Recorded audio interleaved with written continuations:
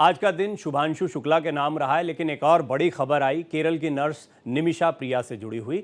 दरअसल निमिषा को यमन में फांसी की सज़ा दी गई थी, उनकी फांसी की सज़ा टल गई है। ये भी एक बड़ी राहत की खबर है, क्योंकि भारत में ये खबर बहुत चर्चा का विषय थी। जाहिर है भारत की ये बड़ी कूटनीतिक सफलता मानी जा रही है। केरल की नर्स निमिषा की कल यमन में फांसी उसको दी जाने वाली थी। निमिषा जेल में बंद है, उस पर यमन कोर्ट से यमन के एक नागरिक की हत्या का दोषी पाया गया है। फिलहाल माना जा रहा है कि ब्लड मनी की बात से बात बन जाएगी। दरअसल ब्लड मनी का मतलब ये है कि एक मुआवजा राशि, या यमन में इस तरह का भी उसूल है कि मरने वाले के परिवार यदि पैसा लेकर मान जाते हैं, कुछ पैसे से बात बन जाती है, तो ये सज़ा माफ़ कर दी जाती है। इस पर एक्सपर्ट से बात करेंगे। ये भारत की कूटनीतिक जीत कैसे है, इसको जानने का प्रयास करेंगे। उससे पहले इस खबर पर ये पूरी विस्तृत रिपोर्ट देखिए।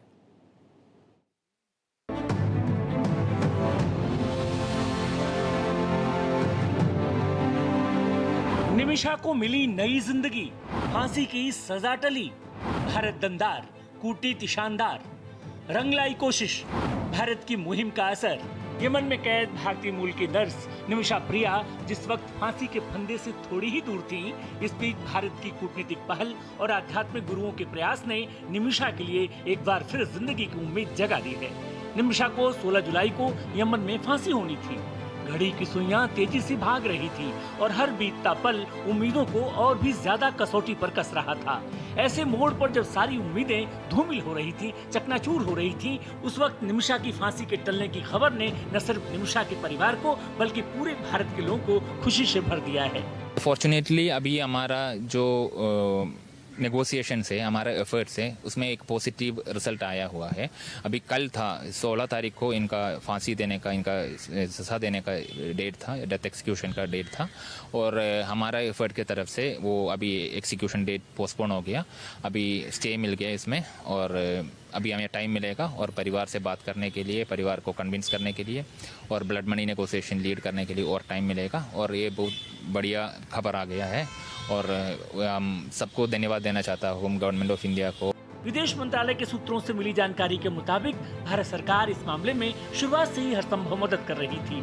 हाल के दिनों में भारत सरकार ने निमिषा प्रिया के परिवार को दूसरी पार्टी यानी मृतक के परिवार के साथ कोई आपसी सहमति वाला समाधान निकालने के लिए और समय दिलाने के लिए खास प्रयास किए थे। इस मामले की संवेदनशीलता के बावजूद भारतीय अधिकारी लगातार स्थानीय जेल अधिकारियों और अभियोजक कार्यालय के संपर्क में थे। इस बीच निमिषा प्रिया की फांसी को फिलहाल टाल दिया गया है। जाहिर है निमिषा प्रिया की जिंदगी बचाने का प्रयास दोनों देशों और दो संस्कृतियों के बीच एक मानवीय पुल बनाने की कोशिश के रूप में देखा जा रहा है। Bureau report, Bharat express. देखिए, इसमें बहुत सारे पेंच हैं।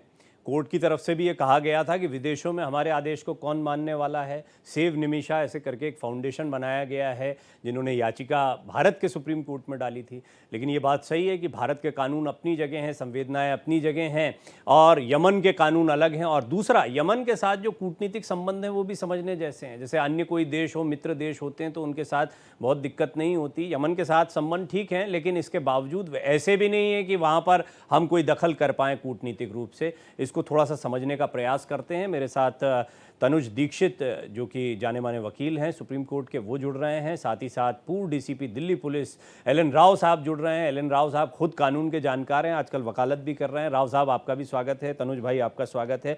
राव साहब, सबसे पहले तो ये बताएं कि एक कोर्ट ने टिप्पणी करी थी, हमारी बात को कौन मानेगा। ये बात सही है, लेकिन क्या आपको लगता है कि कोई कूटनीतिक प्रयासों की वजह से ये बात बनी होगी, और वो भी तब जबकि यमन के साथ हमारे संबंधों को लेकर थोड़ा मामला उतना मैत्रीपूर्ण नहीं दिखाई पड़ता जैसा किसी अन्य देश के साथ हो? प्रवीण जी नमस्कार। वास्तव में ये बहुत बड़ी खुशी की खबर है हमारे देश के लिए, और कोर्ट की टिप्पणी अपनी अलग जगह है। उन्होंने इसलिए टिप्पणी दी थी कि हम कौन होते हैं कुछ वहाँ के न्यायालय को या वहाँ के प्रशासन को कहने वाले, तो कोर्ट का कोई जुरिस्डिक्शन कहने का नहीं बनता था, इसलिए वो टिप्पणी दी गई थी।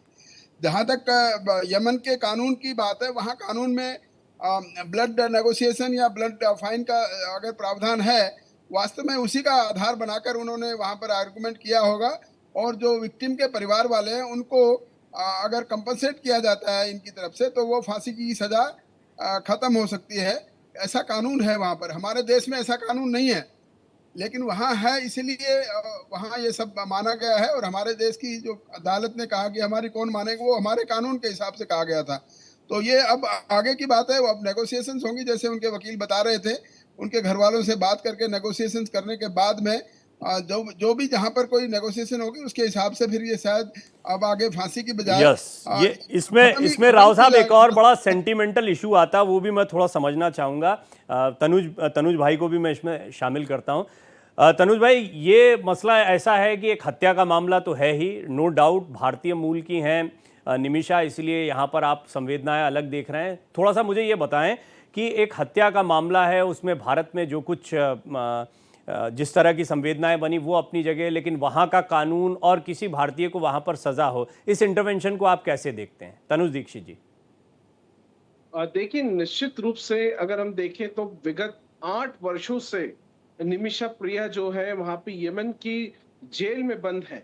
और विगत 8 वर्षों में उनके साथ में काफी कुछ हमने देखा। और पिछले 2 सालों से लगातार जिस तरीके से मीडिया में हमने खबरों के माध्यम से जो भी वहां पर सुनने को मिला, तो देखिए सबसे बड़ी चीज, इस तरीके की किसी भी आरोप में किसी भारतीय नागरिक का किसी भी देश में जाकर के इस तरीके से सजा को प्राप्त करना निश्चित रूप से भारत के लिए और नागरिकों के लिए, दोनों के लिए कहीं ना कहीं बहुत आहत पहुंचाने वाला कृत्य है।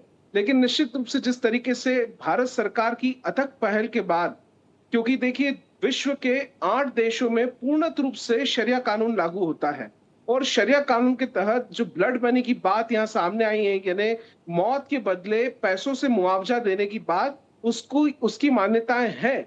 और ऐसे में यमन एक देश उनमें से मौजूद है जिसमें इस तरीके की कानून का प्रावधान है और इसके निरंतर प्रयास किए जा रहे हैं। हालांकि इसी प्रयास के चलते जो अभी 16 जुलाई को फांसी देने के वाले थे, उसको स्थगित किया गया है और उसको पोस्टपोन करके आगे बढ़ाया गया है।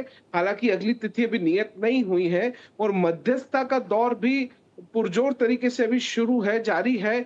कहीं ना कहीं राहत भरी खबर मिलने की उम्मीद की जा सकती है, प्रवीण जी। जी, इसके बड़े टेक्निकल एंगल हैं। ये जो तलाल शख्स था जिसकी हत्या का आरोप निमिषा पर लगा है, वो एक पार्टनरशिप में था, एक अस्पताल इन दोनों ने खोला था, बहुत परेशान थी, पासपोर्ट रख के एक तरीके से बंधक बना लिया था निमिषा को, गृह युद्ध के हालात थे। तो यहाँ पर न्याय प्रणाली किस तरह से कार्य कर रही थी, निमिषा के केस को कैसे देखा गया है, ये भी बहुत समझने जैसी बात है। इसलिए बहुत महत्वपूर्ण हो जाता है अगर लोगों के जहन में ये सवाल आता है कि भाई हत्या का मामला था, लेकिन वो हत्या का मामला कैसे सिद्ध हुआ, निमिषा की क्या परिस्थितियाँ थी, वो समझने जैसी। और भारत में कानून अलग संवेदनाओं के साथ ऐसे मामलों को देखता है। संजीव श्रीवास्तव जी जो कि जाने माने एक्सपर्ट हैं फॉरेन अफेयर्स के, एक्सटर्नल अफेयर्स के, वो भी मेरे साथ जुड़ गए हैं। संजीव जी, आपका भी स्वागत है। ये यमन के साथ हमारे रिश्ते थोड़ा सा पहले दर्शकों को समझा दें। यमन जहां हाल में गृह युद्ध के हालात थे, यमन जहां हम जानते हैं कि भारत का दखल वैसे नहीं चलता, तो वर्तमान में ये कोई कूटनीतिक जीत है और दूसरा यमन के साथ हमारे रिश्ते, ये ज़रा 2 चीज़ें दर्शकों को बताएं।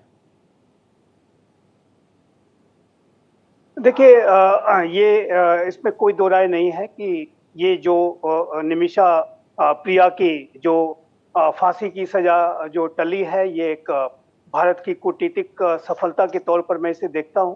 और मेरा ऐसा मानना है कि भारत के सरकार के द्वारा, भारत के विदेश मंत्रालय के द्वारा जो प्रोएक्टिव तरीके से लगातार इस पूरे विषय को डील किया जा रहा था और इस फांसी की सजा को टलवाने के लिए जो प्रयास किए जा रहे थे, उसमें जरूर हमें सफलता मिली है। निमिषा प्रिया के सदस्य जनों के लिए भी, परिवार के सदस्य जनों के लिए भी एक बहुत राहत की बात है।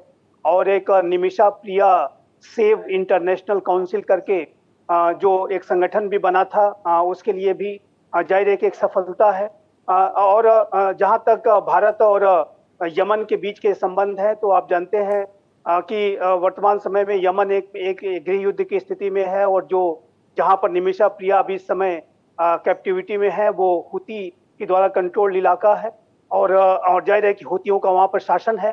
लेकिन भारत के द्वारा जो प्रयास किए जा रहे थे, उसमें मेरा मानना है कि भारत के जो ईरान के साथ जो अच्छे जो संबंध रहे हैं, और ईरान का जो हुती जो विद्रोही है, उनके ऊपर जिस तरीके का एक गहरा प्रभाव ईरान रखता है, उसका भी जरूर जो है लाभ भारत की सरकार को इस पूरे विषय को डील करने में मिला है।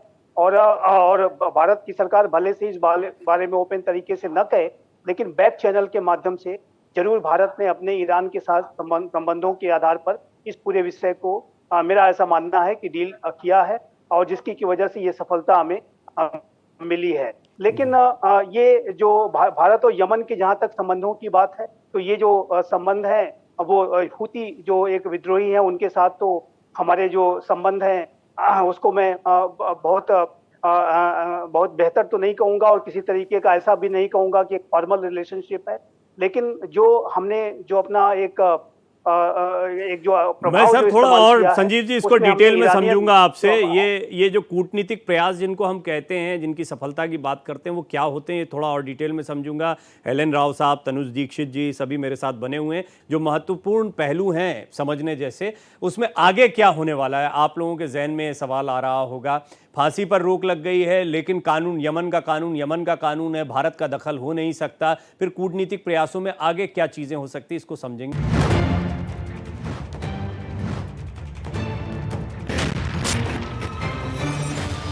भारत का सवाल में आज हम बात कर रहे हैं निमिषा प्रिया की, यमन की एक नर्स जिन्हें फांसी की सज़ा होने वाली थी, लेकिन फांसी की सज़ा पर रोक के बाद भारत में एक राहत की सांस लोग लेते दिखाई दे रहे हैं। इसकी बहुत सारी वजह हैं।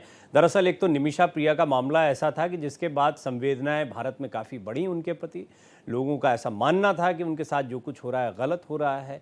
उनके पूरे मामले को यमन के अदालत ने यमन के कानून के मुताबिक किस तरीके से देखा है, समझा है, सुना है, वो एक महत्वपूर्ण बात थी। और दूसरा फिर किसी को फांसी की सज़ा हो जाना, जो अपने घर से दूर जाकर यमन जैसी जगह पर जहां गृह युद्ध जैसे हालात बने हुए हैं, नौकरी करता है, बच्चे हैं उनके, किसी तरह परिवार चलाने का प्रयास कर रही हैं, ऐसी निमिषा के साथ जब ये सब कुछ हुआ तो इसके बाद बाकायदा यहाँ पर कुछ फाउंडेशंस बनी, कुछ ऐसी ऑर्गेनाइजेशंस आगे आई जिन्होंने उन्हें बचाने के प्रयास किए। सभी मेहमान मेरे साथ बने हुए हैं, एलन राव साहब, तनुज दीक्षित जी, संजीव श्रीवास्तव जी। तनुज भाई, ये बताएं आपकी कानून की बात के लिहाज से देखा जाए तो ये तो हम जानते हैं कि यमन का कानून है। हम आगे क्या कर पाएंगे और क्या आप प्रयास देखते हैं कानूनी स्तर पर जो निमिषा प्रिया के लिए हो सकते हैं? देखिए, पहले भी माननीय सर्वोच्च न्यायालय इस पर टिप्पणी कर चुका है।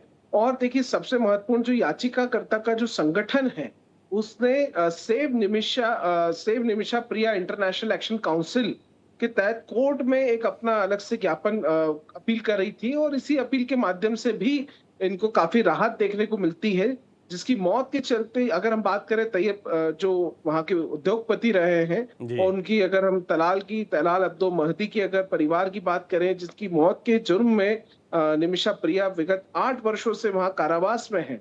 और इसी को अगर हम बात समझे, पूरा जो मामला भी है वो भी सबके सामने है। सबसे महत्वपूर्ण, अभी हाल ही में 2015 में जब भारत सरकार ने ऑपरेशन चलाया था और यमन से भारतीय नागरिकों को लाए थे, ऐसे में लगभग 4600 भारतीय भारत में आए थे, लेकिन केवल निमिषा प्रिया एकमात्र ऐसी भारतीय उस दौरान रह गई थी जिन्हें भारत में वापसी नहीं करा सके थे, क्योंकि उन्हें वहां पर सजा चल रही थी। देखिए, इसके कानूनी कई सारे प्रावधान है, लेकिन सबसे महत्वपूर्ण हमें इस समय बात करना चाहिए यमन देश के कानून की, जहां पर शरिया लॉ यानी शरिया कानून लागू है।